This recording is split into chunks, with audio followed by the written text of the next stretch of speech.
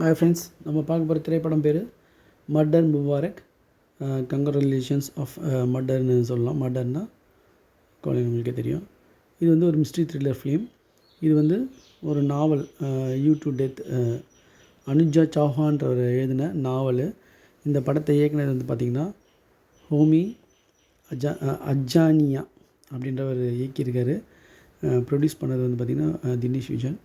இந்த படத்தோட கதைக்கு முன்னாடி யார் நடித்தவங்க சொல்லிடுறேன். பங்கஜ் திரிபதின்றவர் பவானி சிங்கா, ஏசிபி பவானி சிங்கா நடிச்சிருக்காரு. அதை தொடர்ந்து அந்த கிளப் உறுப்பினர்களாக அந்த கிளப்பில் இருக்கவங்க பார்த்திங்கன்னா சாரா அலி கான், விஜய் வர்மா, டிம்பிள் கபாடியா, கரிஷ்மா கபூர், சஞ்சய் கபூர், டிஸ்கா சோப்ரா, சோயல் நயார் அண்ட் தாரா அலிஷா பெரி போன்ற பல நட்சத்திரங்கள் நடிச்சிருக்காங்க. இதில் குறிப்பாக யாரை சுற்றி கதை போகுதுன்னு பார்த்திங்கன்னா பங்கஜ் திரிபதி. அவர் வந்து பார்த்திங்கன்னா ஒரு நடிப்பு கலையெல்லாம் தேர்ச்சி பெற்ற ஒரு நடிகர். பார்த்திங்கன்னா அவரை பற்றி சொல்லணுன்னா பார்த்திங்கன்னா அவர் எப்படி நடிக்கிறாருன்னு நடிக்கவே மாட்டுறாரு. அவர் பார்த்திங்கன்னா அவர் அட்டல்னு ஒரு படத்தில் நடித்தார். அட்டல் பிஹாரி வாஜ்பாயை பற்றி என்ன கதை இது. அதில் பார்த்திங்கன்னா அவர் பரேஷ் ராவல் மாதிரி நடிச்சுட்டுருக்காரு. பார்த்திங்கன்னா பரேஷ் ராவலோட பாடி லாங்குவேஜ் அப்படியே பார்த்திங்கன்னா அவருக்கு அப்படியே இருக்குது. அவர் வந்து வாஜ்பாயின்றவர் எப்படி இருப்பார், நியூஸ்லலாம் பார்த்தாரா பார்க்கலையான்னு தெரில.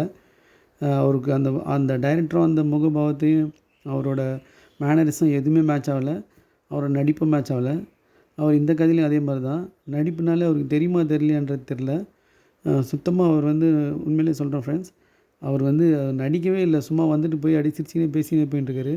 இந்த படத்தில் கரெக்டாக நடித்ததுன்னு பார்த்திங்கன்னா சஞ்சய் கபூர் நல்லா நடிச்சிருந்தார், கரிஷ்மா கபூர் நல்லா நடிச்சிருந்தாங்க, டிம்பிள் கபாடியா கொஞ்சம் பரவாயில்ல.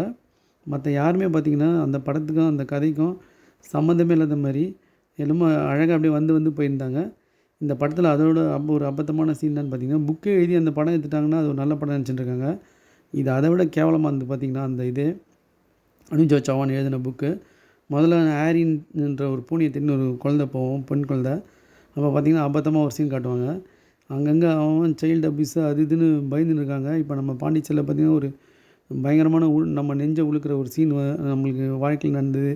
இது மாதிரி யாருமே நடக்கூடாதுன்னு நம்ம நினச்சிட்டு இருக்கோம். ஆனால் அங்கே பார்த்திங்கன்னா அந்த டெல்லி ராயல் கிளப்புன்னு எலைட் பீப்புளோட ஆக்டிவிட்டீஸ்ன்னு இந்த படத்தில் கதை போவோம். அவ்வளோ அபத்தமாக இருக்கும். அந்த பொன் குழந்தை தேடின்னு போவோம். அங்கே பார்த்திங்கன்னா ஒரு அசிங்கத்தை காட்டுவாங்க. இதை விட அந்த படத்துக்கு ஒரு கேவலமான ஒரு விஷயம் எப்படி இது பண்ணுறதுன்னு நம்ம சொல்ல முடியாது.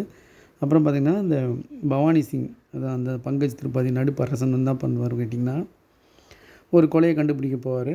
அதுலேருந்து யார் இந்த கொலைகளை செய்கிறாங்க, இதுக்கான மர்மம் என்ன அப்படின்ற ஒரு கேவலமான ஒரு இந்த கதை தான் புத்தகமாக எழுதியிருக்காங்க. இது வந்து சுவாரஸ்யமாகவும் இல்லை, ரசிக்கும்படியாகவும் இல்லை. படத்தோட திரைக்கதையாகவும் பார்த்தா அறுத்துச்சு. லியோன்றவனை கொலை பண்ணுறாங்க. அதுக்கான ரீசன் அதை தொடர்ந்து சில கொலைகள் நடக்குது. ஒன்று சூசைட் மாதிரி இருக்கும். இதை தான் துப்பு துலக்கிறது தான் இந்த ஏசிபி பவானியோட வேலை, பவானி சிங்கோட வேலை. போலீஸை வந்து இவ்வளோ கேவலமாக காட்டினது வேறு எந்த படமும் இருக்காது. அங்கங்கே போலீஸை வந்து எவ்வளோ சூப்பராக நம்ம தமிழ் படத்தெல்லாம் காட்டுறாங்கன்றது நம்மளுக்கு தெரியும்.